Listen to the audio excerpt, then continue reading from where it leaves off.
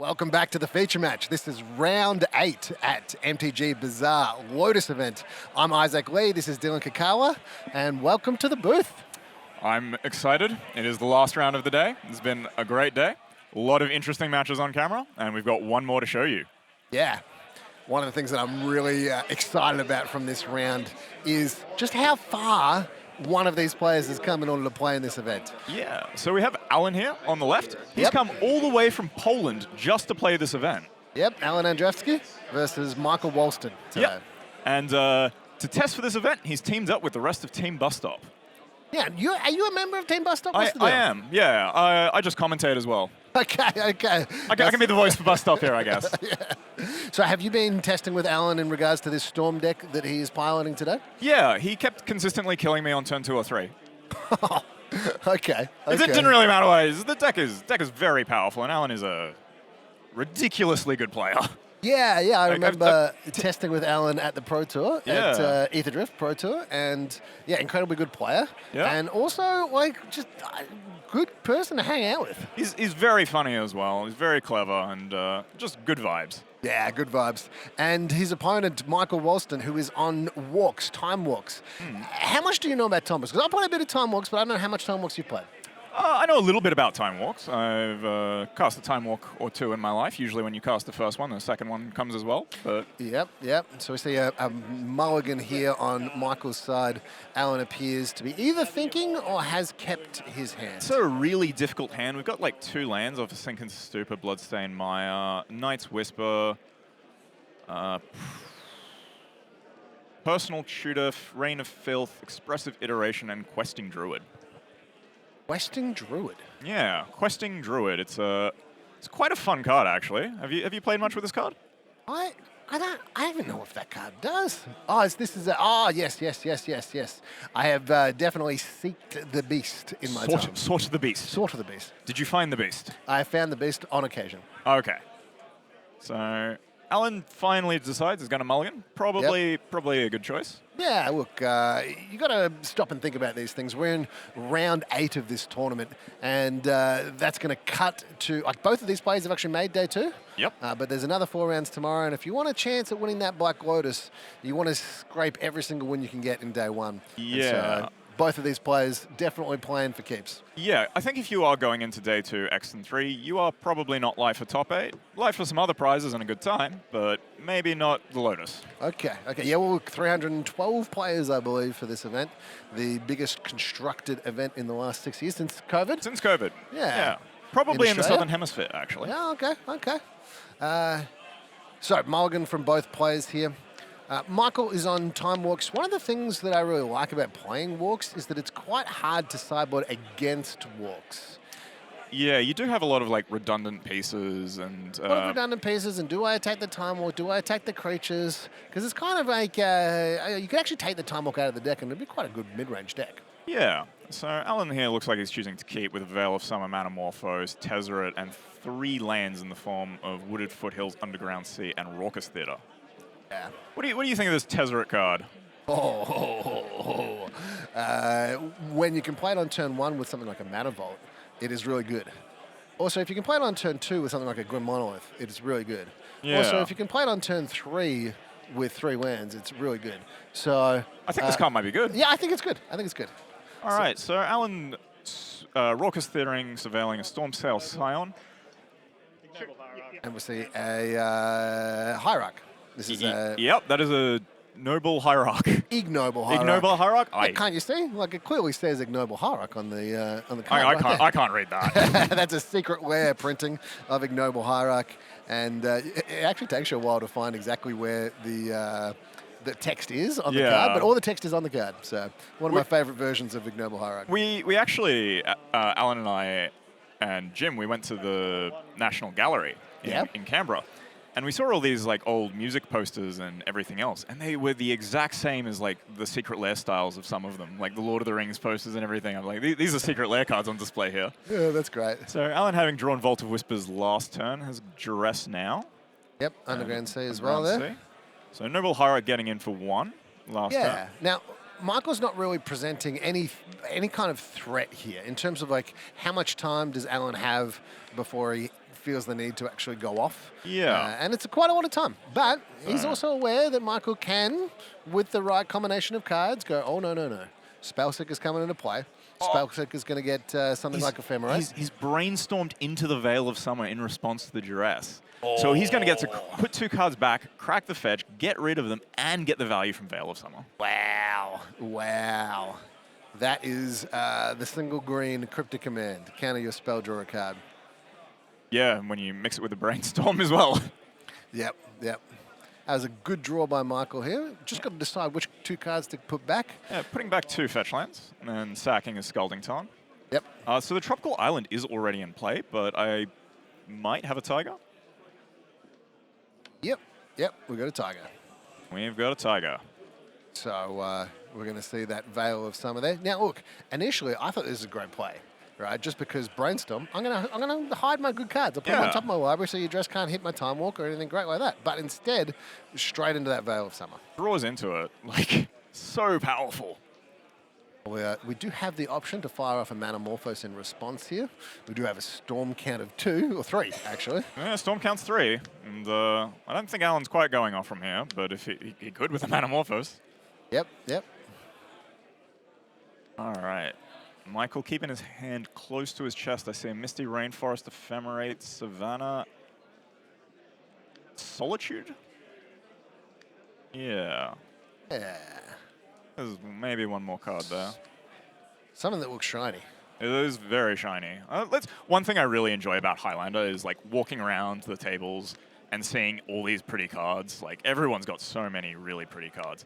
All right, so speaking of Veil of Summers. Veil of Summer right back. Yep, and now this one is not to counter your spell, but actually just to cycle. Yeah. Because Alan's gone, you know what, I don't think that you're going to play a counter spell here or anything that this Veil of Summer is going to turn into that Cryptic Command. Yep. So, yep, let's just cycle it, get a new card. Arid Mesa, the draw for turn. And we've got a Spider-Man card there. I'm going to guess Opposition Agent. All right. Ignoble Beats. That Exalted coming in. So Alan draws the LAD. So I think what's about to happen is this Tezzeret is going to tick down and then this Opposition Agent. If it is an Opposition Agent. No, it's not an Opposition Agent. that does look like a spicy Spider-Man card coming in. All right, so ticking down from Tezzeret, search your library, and is there a response? No response, so Alan is going to be able to search his library for a Black Lotus, most likely, but there are some other options. He's pulled it to the front, and it's a beta Black Lotus as well. Very pretty.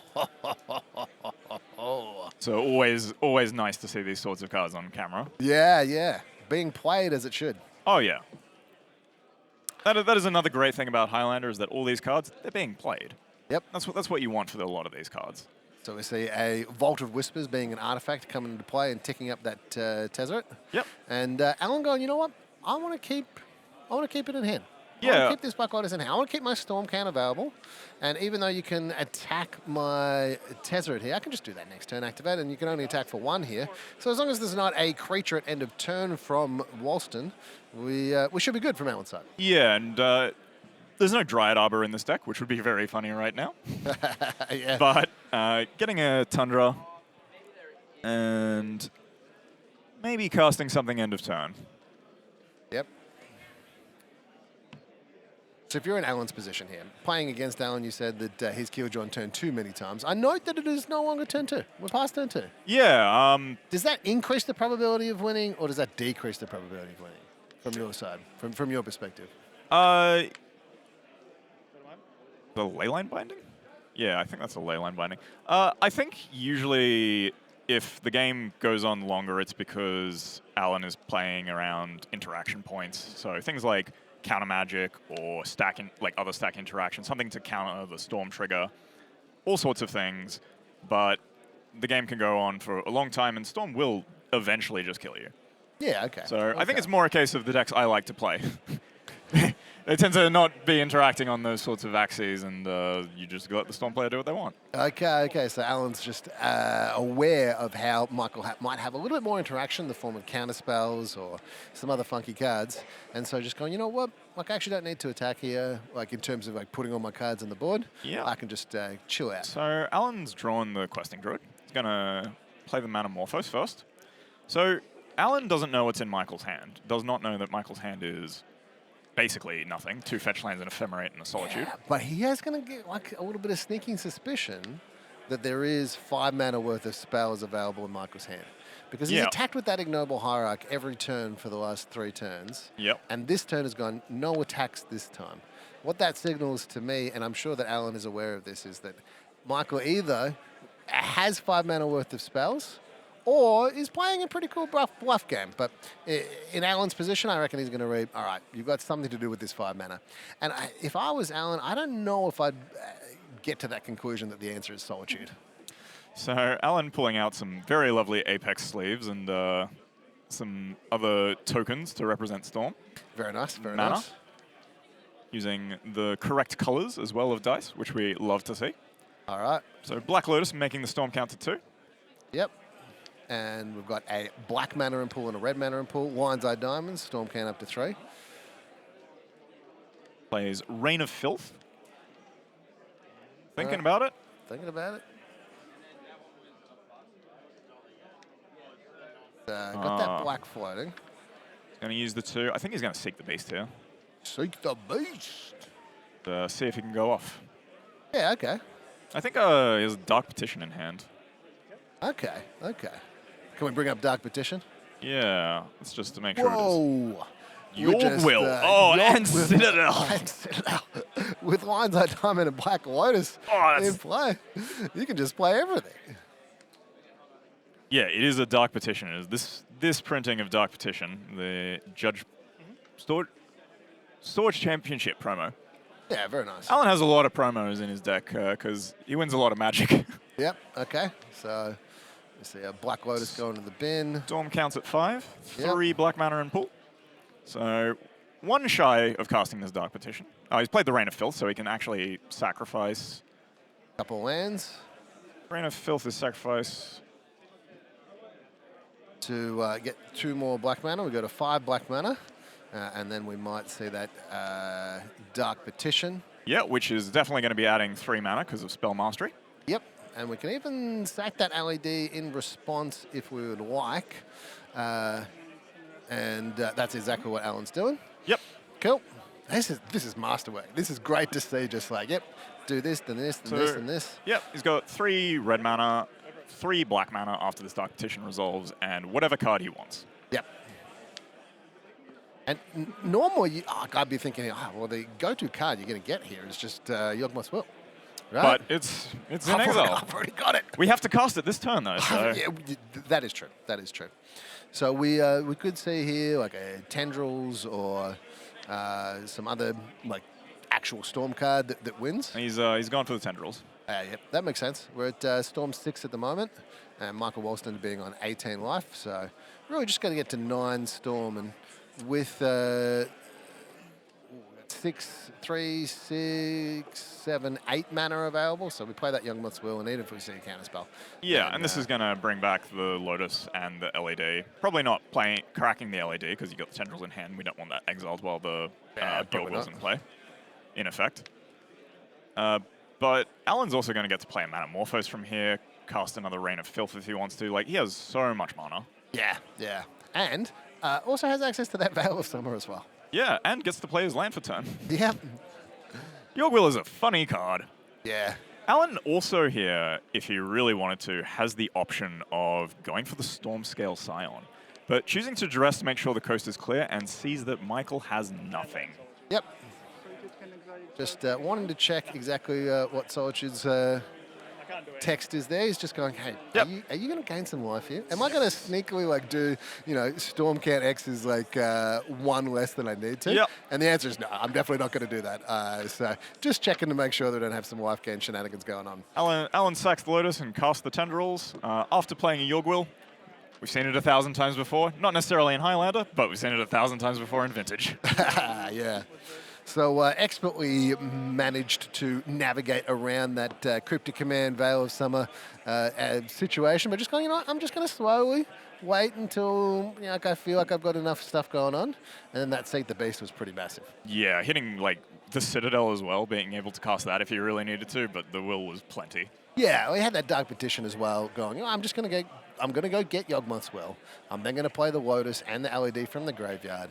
I'm then going to play the Dark Petition again. And at that point, I'm going to have enough mana, enough Storm in order to just tendrils you off the top. But with the Yawgmoth's Will from the Seek the Beast, didn't have enough to worry about it. So as a combo aficionado that you are, Isaac, Yeah. how are you sideboarding in this matchup? All right, as the Storm player, Yeah. step one, have my brain be melted from trying to play Storm all day. Step two, profit. Okay. Step three, profit, sorry. But this is one of the things that's really interesting about playing against Walks. You can see the cards that they have in their main deck and go, wow, how am I meant to actually sideboard against this? I don't really know whether I should be attacking the Time Walk. I don't know whether I should be attacking the Mana Dorks. I don't know if I should be attacking the late game. One of the great things about playing Storm into Time Walks, though, is you actually don't have to answer any questions. Yeah, the walk deck is quite slow and it can take a long time to get up, and it's not really interacting with you on a lot of axes. It is trying to go bigger than you. Another really cool thing about this particular Storm list that's been going around is the transformative sideboard plan that exists in terms of things like Chaos Defiler, siding in Luris, siding in VV, and just playing this more grindy control playing. You've even got things like Corey Steelcutter to just get around people who are trying to interact with you too much on the Storm axis. And Chaos Defiler is a really cool card in this list because it can be tinkered for. Or you can tinker it into something else and blow something else up on your way out. Yeah.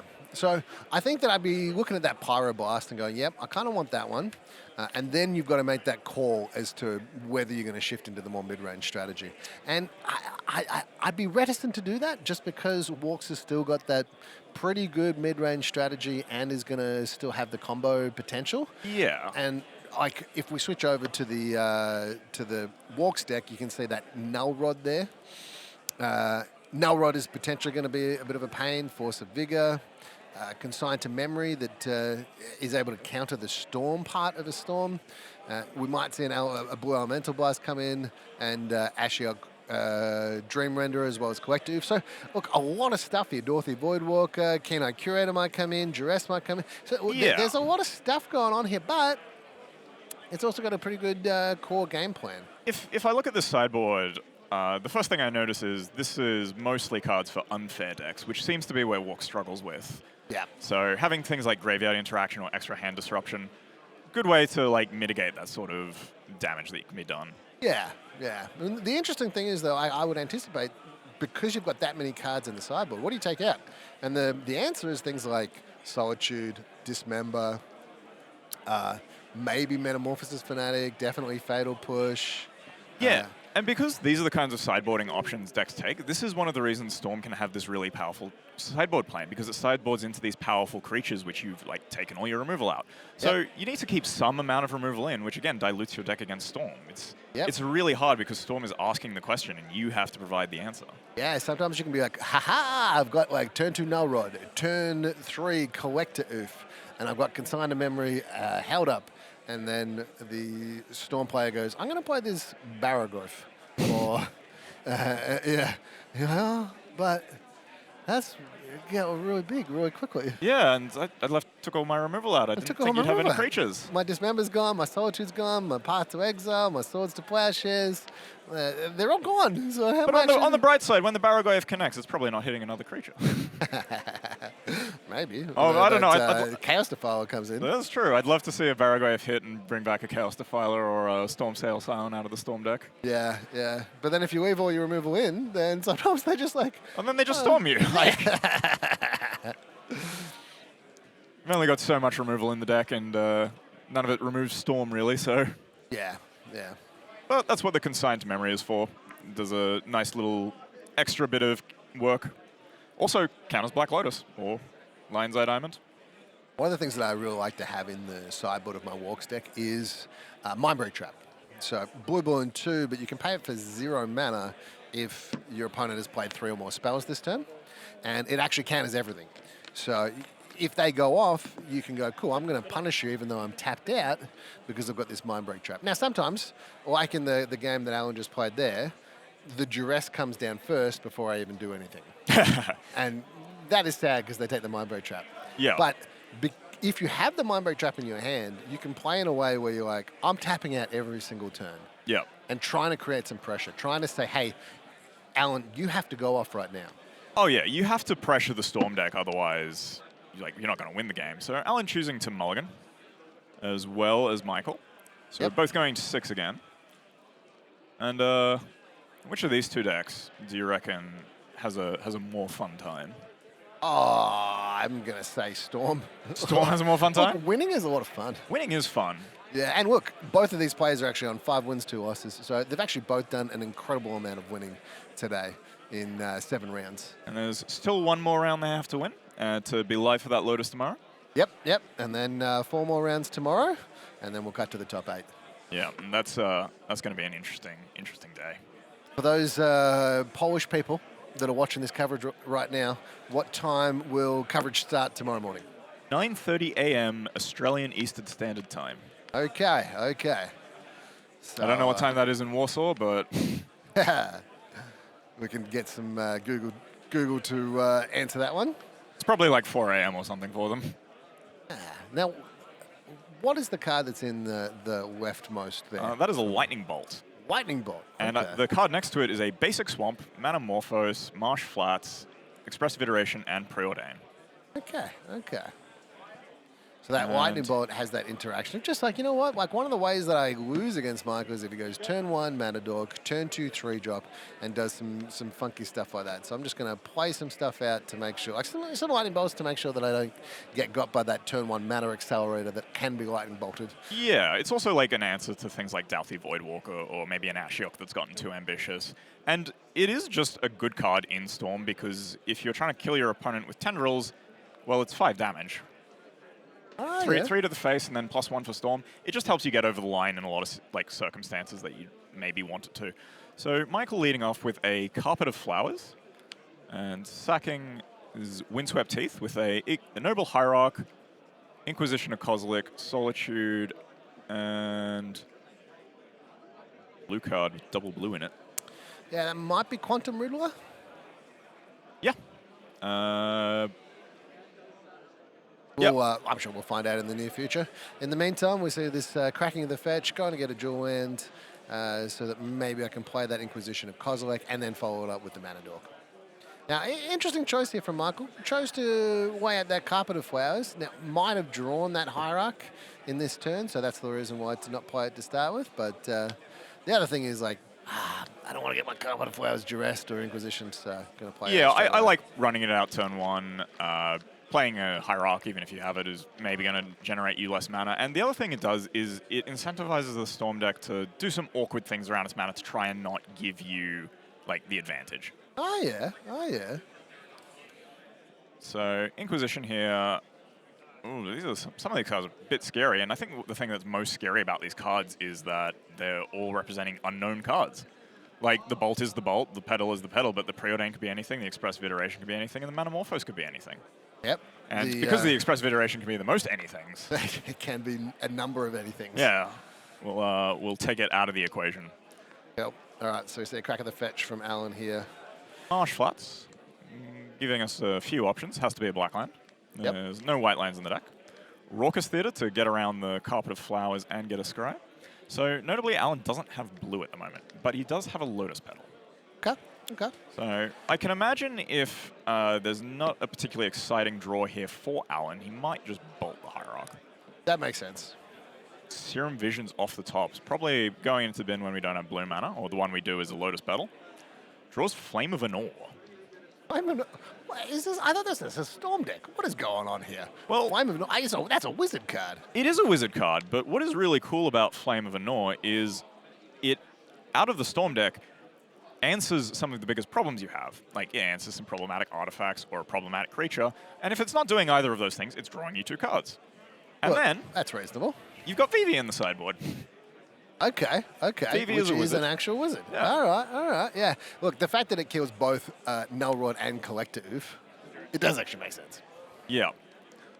Full text basic here, the swamps. What are your thoughts on this? Oh, I love a variety of basic lands, and full text basics is definitely one that I've got one of each, just for that Highlander situation where I'm like, you know what, I want a bit of a full text basic. So Michael here has drawn a Time Walk, has a Quantum Riddler, and another blue card in hand. Yep. And no blue mana. Yep. So Alan going with the Manamorphose end of turn to cast the Flame of Anor to draw 2 cards. Yep.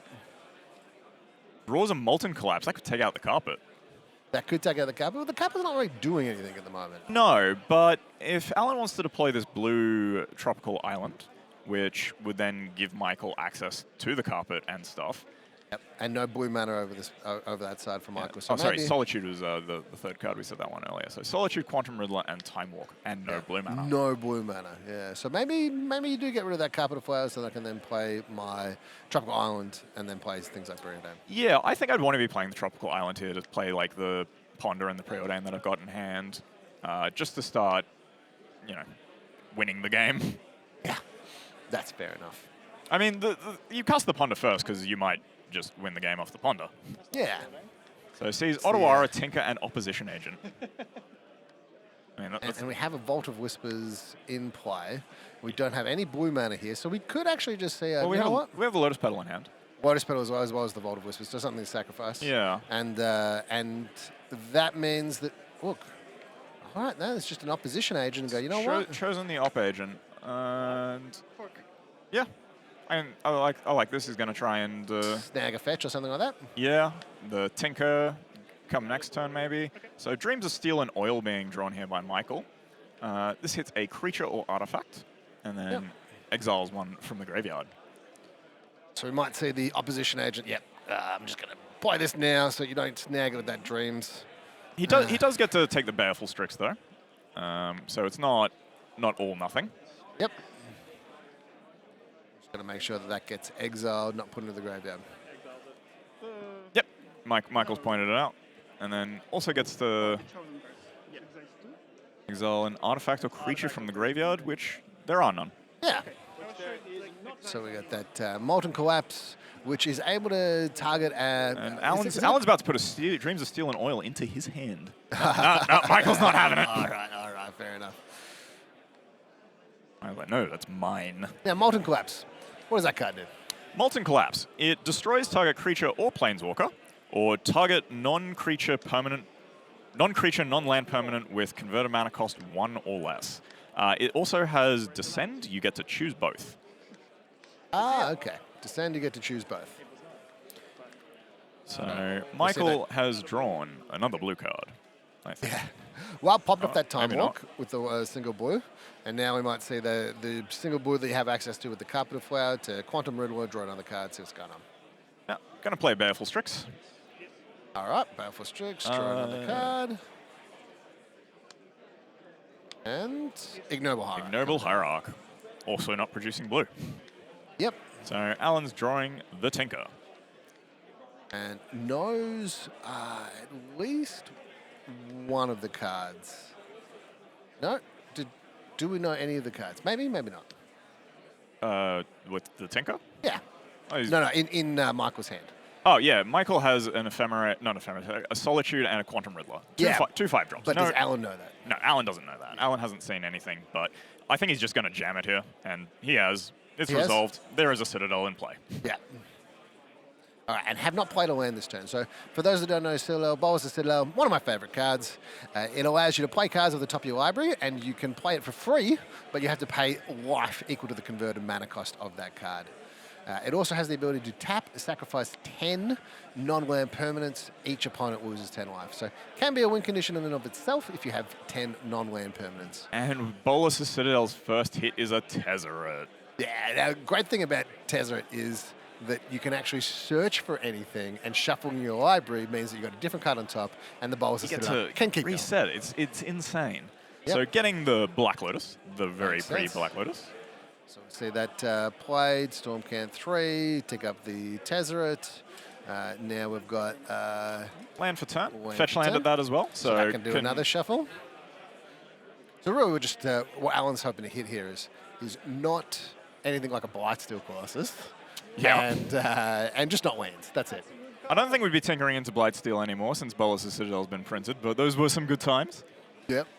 All right, Alan's doing it. He's going to see if he can kill this turn. Yeah, all right. So we're bringing out these tokens to indicate how much mana is floating and really clearly communicate with us, which I really appreciate. Thanks, Alan. Yeah, gonna have some nice mana. So, what do you think the chances here, right? Of like Alan storming off and winning? Like, would you put it 80%, 90% at this point? I reckon it's maybe 90%. 90%. And like even if he doesn't go off this turn, he's still in a good position. Yeah, that's a good point. Like, we're not in desperation mode here. So it's Yawgmoth's Will off the top, which is interesting in that, like, if, say, Tendrils is now on top of the library and you don't have any way to like, draw it, you don't want to put it into the graveyard, but you want to have enough Storm Cannon in order to be able to kill them with the Tendrils. Yeah, Alan so as it well. can be some awkward situations. Yeah, Alan as well gets to check the top card of his library while Yawgmoth's Will is on the stack in case there's any instance on top. Like, yeah. If there was a Brainstorm there, for example, that would have been, like, horrifying. Yeah. All right. Storm count is at... yes. We have the F6. The F6. Michael explaining he has no interaction. Alan's a bit more relaxed, like, okay, now I can just go through the motions and don't have to worry about anything. Just showing the cards. All right. But still got to make sure that you don't commit any game rule violations. Absolutely. And being the 8th round in this tournament, it's not like a trivial thing to accidentally miss a trigger, do something like that results in a game rule violation and getting a penalty. So we definitely want to make sure that doesn't happen, as well as not misrepresenting how much Storm is available and that kind of thing. So Storm's at 6. Gonna go Serum Visions. No blue and float. Serum Visions, very good with Bolas' Citadel. Yep. And upping the Storm count there, we're going to draw a card, scry 2. What about going through the motions here, right? There's a Brainstorm on top now. Okay. The Thunder Trap Trainer. So we'll, all right, we're going to record our life total as well at the same time. We're going to hold priority here because we might want to look at the top card. No, don't need a hold priority. Alan's like, I can just let this resolve, right? So Alan's drawn Fatal Push, Thoughtseize, and Thunder Trap Trainer. Gets to put the Thunder Trap Trainer back and then cast it. Yep. So Alan doesn't have a kill just yet, but he's not far off. Massacre, Pyroblast, 2 lands. Guess you take the Pyroblast in case you don't win this turn. Yep. Get to counter Quantum Riddler. It's usually fun. Yep. So Yawg Will as well, exiling everything is put into the graveyard this turn. How's another look? Have another look. I think I spied a land. Well, we've also got the fetch land, so we can pay 1 life, crack that fetch land. Yep. Change the life total here, and go down to 9. And you can even search for a Surveil land if you want, because you kind of got enough mana here. But no. I think I want the extra mana just to mitigate the chances of me fizzling as much as possible.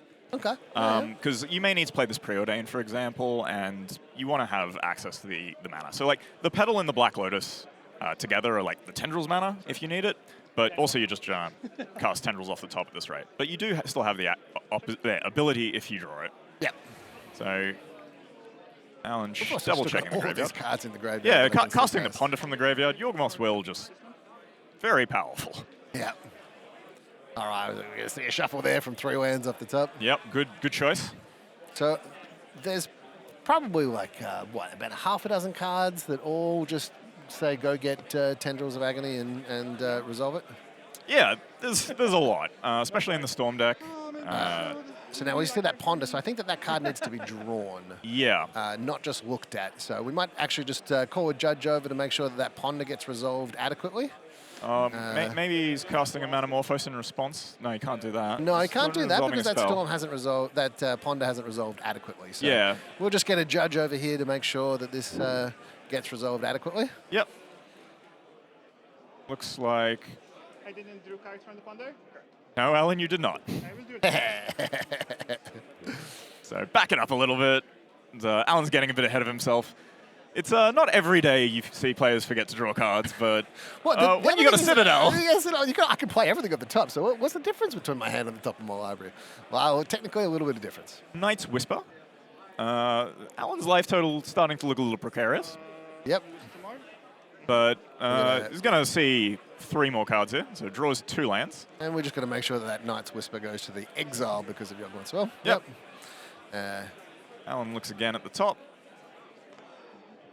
And flashes the tendrils. I'm at 5 and just like you for like. and there we go. All right. Wow.